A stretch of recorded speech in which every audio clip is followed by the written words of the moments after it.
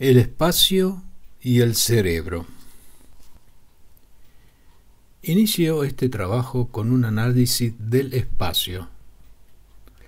Las razones que me impulsan a hacerlo son considerables. En primer lugar, todo lo que existe es el espacio en diferentes niveles o grados de organización. El espacio es la base y el fundamento de todo y, al mismo tiempo, es uno. En segundo lugar, si tenemos una profunda comprensión de las características del espacio, comprenderemos en su esencia la experiencia, el tiempo y la materia. Bastaría ofrecer una base conceptual de lo que denominamos tiempo para justificar que dediquemos el primer capítulo de este trabajo al espacio. Comprender y sentir lo que es el tiempo supone poseer la sabiduría, puesto que el espacio subyace a la comprensión del tiempo. Estimo que la comprensión del espacio es, pues, la llave de la sabiduría. Se han realizado numerosos intentos para desentrañar el misterio del espacio. Kant, por ejemplo, consideraba que el espacio era a priorístico, que nos venía dado. Para el alemán, tanto el tiempo como el espacio eran las bases genéticamente establecidas sobre las que se edificaba el mundo fenomenológico. El concepto kantiano del espacio era de una abstracción impresionante a causa de su pureza. Una discusión que establecía la permanencia del espacio incluso tras la eliminación o destrucción de todos los objetos materiales, de todas las entidades orgánicas, de todo lo que podemos percibir o pensar, permitió a Kant considerar al espacio como un fundamento indestructible de la realidad. Otros pensadores han llegado incluso más lejos en su comprensión del espacio. Ouspensky, por ejemplo, apoyándose en las ideas de Hinton, Danne y Gurdjieff, habla sobre espacios de diferentes dimensiones. Menciona la existencia de espacios dentro del espacio, tanto como un pez en una pecera. Son memorables sus análisis de los universos de 1, 2, 3, 4 y 5 dimensiones, y su idea de que estos universos son percibidos como tales por entidades que evolucionan al tomar conciencia de la existencia de esas dimensiones. Los análisis de Ouspensky indican que el espacio es diferente para cualquiera que disponga de la capacidad de verlo desde una mayor cantidad de dimensiones. Por consiguiente, nosotros, como seres tridimensionales, somos capaces de percibir y de concebir el espacio como si tuviera 3 dimensiones. Una entidad tetradimensional incluiría nuestro espacio en una sección de su universo y percibiría el tiempo como una dimensión espacial. De esta forma, un universo tetradimensional incluiría pasado, presente y futuro como un todo unificado. En capítulos posteriores veremos cómo la expansión de la duración del presente podría transformarnos en seres tetradimensionales. Un ejemplo que puede ayudarnos a comprender esta concepción del espacio es imaginar a un ser bidimensional tal y como sería percibido desde nuestra perspectiva tridimensional. Este ser hipotético, aunque Ouspensky no lo considera como tal, ya que identifica a algunos seres como entidades con percepción bidimensional, percibiría las líneas y las superficies, pero no los volúmenes.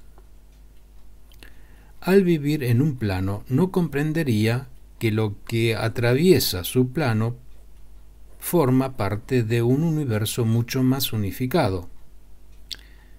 Si una mano se apoya en su plano fenomenológico, él vería la mano como 5 círculos independientes y no podría imaginar que esos 5 círculos pudieran unirse en el universo tridimensional para formar una mano.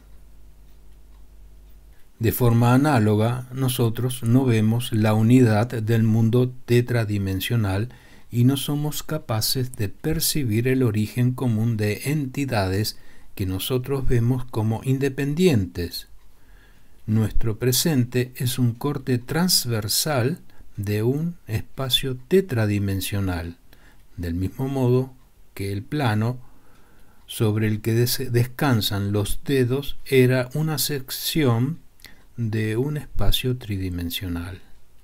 La íntima relación existente entre el tiempo y el espacio es latente en los pensamientos y en la escuela de Ouspensky. La transformación del tiempo en una dimensión espacial es el secreto del cambio dimensional. La serpiente, ser bidimensional para Ouspensky, no puede ver volúmenes. Si se le presenta un cubo en movimiento, este reptil ve una serie de planos que cambian complejamente su disposición en el espacio, pero no es capaz de unificar esos planos para que formen un todo volumétrico. De forma análoga, nuestra visión de un ser humano o de un árbol contiene implícitamente, pero no explícitamente, la percepción de su pasado. Esta es la limitación de nuestro destino tridimensional. Como seres tetradimensionales seríamos capaces de percibir con una simple ojeada el árbol y su historia, desde que era semilla hasta que se desintegrara como cuerpo sólido tetradimensional.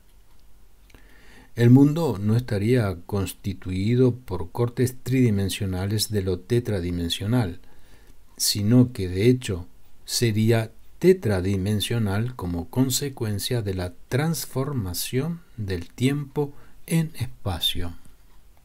El descubrimiento de la tridimensionalidad, o al menos su esbozo, fue realizado por Leonardo da Vinci, cuando descubrió las leyes de la perspectiva. Es interesante señalar que tras este desarrollo se realizó otro de repercusiones análogas gracias al descubrimiento de la gravedad por Newton. Todos nosotros, tanto antes de Newton como después de él, hemos estado y seguiremos adheridos a la Tierra. Pero nadie antes había sido consciente de esto. A medida que avancemos en este trabajo, se hará más clara la relación entre el espacio, el tiempo y la gravedad. El espacio, por tanto, es dado indestructible y se manifiesta multidimensionalmente mediante secciones limitadas, misteriosamente asociadas con el tiempo o percibidas como nulidades transparentes. Pero, ¿es esto realmente así? ¿Es factible hacer un análisis del espacio que difiera de la concepción kantiana y sobrepase las visiones de Ouspensky? Una parte de ese análisis fue realizado por el propio Einstein, que pensó que el espacio era curvo y lo consideró como una entidad cuyas características fundamentales cambiaban en función de las influencias gravitacionales o temporales. El espacio curvado en la proximidad de un campo gravitacional es el espacio visto desde otra dimensión extraespacial o superespacial. Ya no es la idea del espacio considerado como una categoría a priorística como en la hipótesis de Kant, ni con varias dimensiones como creía Ouspensky que era. es el espacio considerado como red de energía organizada y como base y fundamento del tiempo. Desde un punto de vista perceptual, el espacio es transparente. Incluye, igual que un recipiente, a los objetos materiales en las porciones que se encuentran en los diferentes lugares de nuestra percepción. Una pelota es sólida. Se encuentra localizada en el espacio y se diferencia del espacio en su concrecidad. Hay algo curioso, extraordinariamente curioso en este ejemplo o en cualquier otro que trate de describir la diferencia entre el espacio y la materia, entre lo transparente y lo opaco, entre lo sólido y lo intangible. El contenido de todo lo que es material es precisamente ese espacio que consideramos fundamental y difiere de la materia. El espacio contiene la materia en todo y cada uno de sus puntos. La prueba de esto la podemos encontrar en nuestra capacidad de ver. Vemos el espacio y el espacio es el que contiene la materia. Analicemos este punto mediante un ejemplo. Miro por la ventana y afuera hay un árbol. Puedo distinguir el árbol del espacio que le contiene. Y la diferencia entre ambos reside en el hecho de que el espacio no es nada y el árbol es algo. Sin embargo, ¿qué es lo que veo realmente? Veo el espacio que contiene al árbol. Mi retina no es capaz de tocar las hojas, las ramas, el tronco del árbol. Y es una pequeña área, una zona que tiene un tamaño de mi retina, la que transforma el espacio en señales nerviosas. Por consiguiente, el espacio solo es transparente en mi construcción de la distancia que me separa del objeto. Es decir, veo normalmente la intersección del espacio con mi retina. Ahí se encuentra la información que me hace percibir el espacio como si fuera transparente. La información sobre la distancia que me separa del árbol y la información sobre el árbol propio. Es una área repetida, duplicada y fuera de la cual lo único que puedo es transformar lo que entra en contacto conmigo. Consideremos otro ejemplo. Estoy sentado en el jardín y un mosquito vuela hacia mí. El punto del espacio que intersecta mi retina varía como consecuencia del vuelo del insecto, por lo que soy capaz de verlo. Si me cambio de sitio, aún puedo ver el vuelo del mosquito. Cada vez que me muevo, sigo viéndolo. Esto significa que todos los puntos del espacio están conectados entre sí y que un cambio en una de las partes afecta al conjunto. Un pez en el agua da una clara imagen a este respecto. El agua es el espacio del pez, y ese espacio se mueve cuando el pez nada. Un instrumento suficientemente sensible colocado cerca del pez detectaría vibraciones, oscilaciones, cambios de presión y de corriente en el agua. El espacio, transparente para el pez, sería un entramado, un continuo casi sólido para el instrumento y todas sus partes estarían interconectadas. Si lo que vemos es el espacio y si cada uno de sus puntos posee información sobre los objetos contenidos en ese espacio, podemos plantearnos la pregunta: ¿cómo son contenidos esos objetos? A decir verdad, uno de los campos de la física, la holografía óptica, ya ha dado parte de la respuesta. gracias a la técnica holográfica, se ha descubierto que la información visual sobre un objeto está contenida en relación con la magnitud y la fase de las ondas electromagnéticas reflejadas.